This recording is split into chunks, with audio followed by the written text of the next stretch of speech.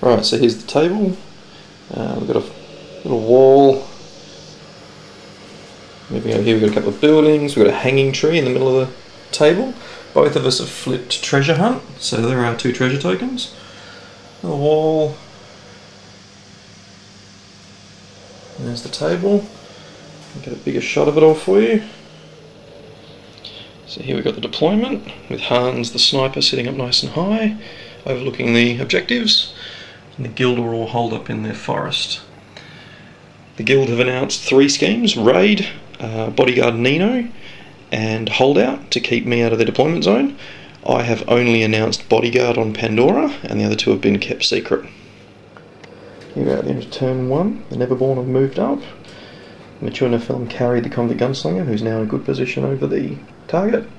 Hans has moved to the front of the building, and Pandora's led her crew around this building. On the far side, the guild have all moved up, but the 2 death marshals have pine boxed their own models and have put Francisco and Lady J in boxes to protect them from the Neverborn and probably just specifically Pandora. So we'll see what happens in turn 2. Here we are at the end of turn 2. The Nephilim have moved up from their starting position using sprints, and obviously the big one's flown.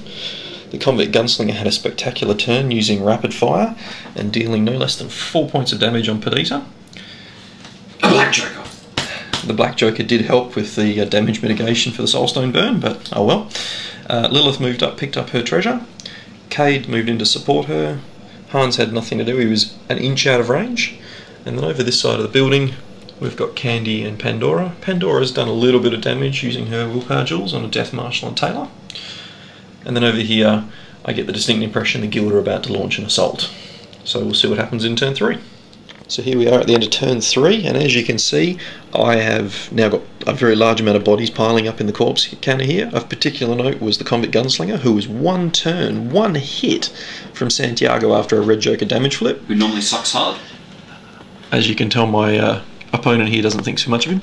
Over on the guild side, we've got a Death Marshal dead and Masaki, who was 1 turned by the mature Nephilim after a diving attack. On the table, we've got Pandora hiding over there. We've got Candy in combat with Francisco, who is poisoned and close to death, and a couple of Death Marshals, one who's pretty close to death. We've got Perdita still running with the treasure and Nino behind the wall. We've got a nice big melee developing here with Judge, Taylor, Santiago, a couple of Terratots and Cade. We've got a mature Nephilim poised to strike, another Terratot who managed to fail sprint a couple of times, and worst of all for last turn, I'm really unfortunately having to be the one to tell you this, Lilith failed a Terra 12 test at the hanging tree and fled. With the Black Joker. With the Black Joker, no less. And we served 2 off the board. We'll see what happens in turn 4. Well, turn 4 was an absolute bloodbath. As you can see now, I have lots and lots and lots of dead models, including baby Cade, who was killed in combat by the judge, and the mature Nephilim, who after killing Nino in 1 round of combat was red Jokered to death by Perdita. Over on the other side of the table. And then Black Jokered. And then Black Jokered. Red Joker had nothing to do with it. We've got Nino dead, who like I said was killed by the mature Nephilim. We had Francisco, who died to poison, and Santiago, who was killed by Cade. Moving on to the table, we've got Pandora trying desperately to get away from a pair of Death Marshals, but more importantly Lady J inside that Death Marshal's box. Candy sitting there pretty. Wounded Judge, wounded Taylor, plus the Terratot. Perdita still standing there with 4 wounds, and then over here Lilith has rallied, and Hans is here doing very little. So we'll see what happens for turn 5.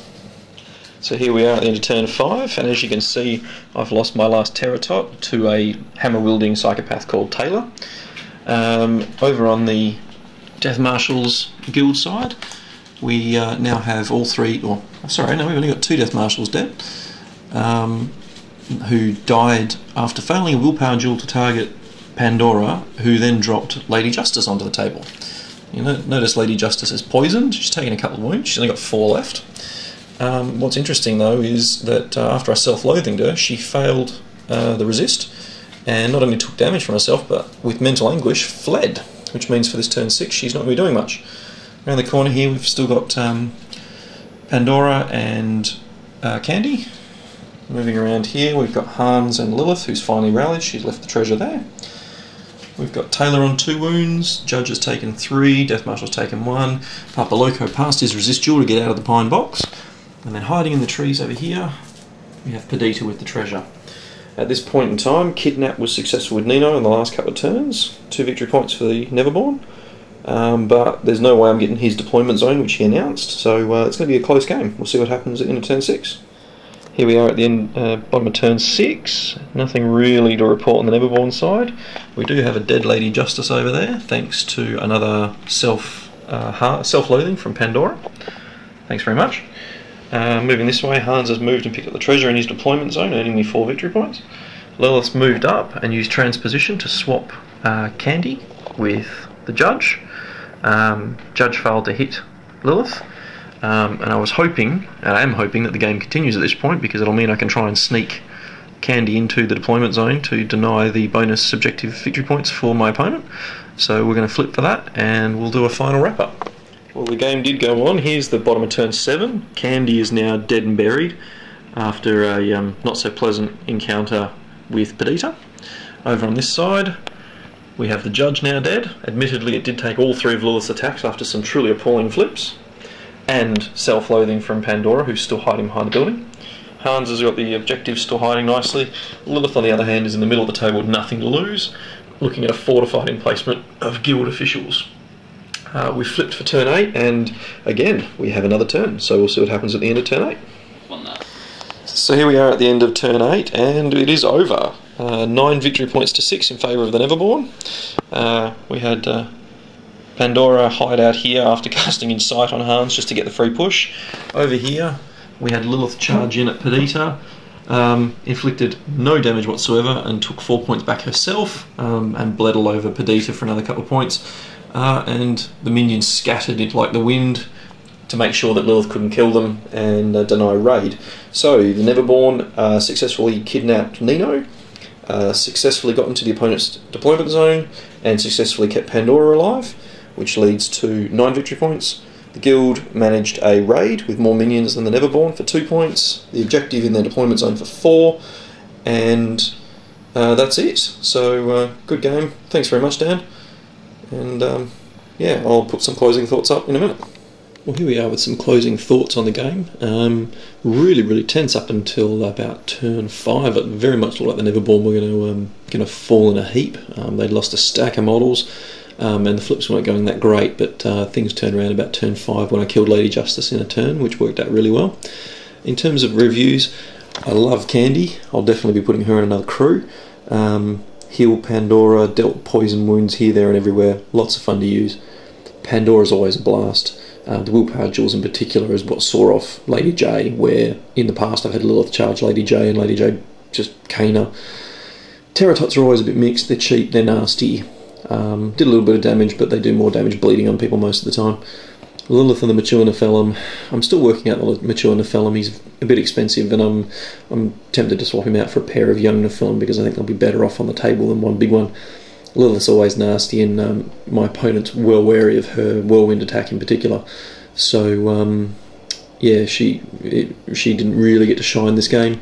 Moving over to the Sorrows, well, I don't expect much from them. They tend to just die, and a savvy opponent will kill them when they're linked. Cade did really well this game. A Sweetbread's attack with a severe damage on Santiago, plus a follow-up Sweetbread's attack killed him, which was great. Convict Gunslinger didn't get to do a lot, but at the same time denied my opponent the ability to really push onto the objectives because of suppressive fire. Hans, well, he was included because I like the miniature. I don't think I'll include him again. I think for the 9 soul stones he cost me in this particular game, I'd much rather have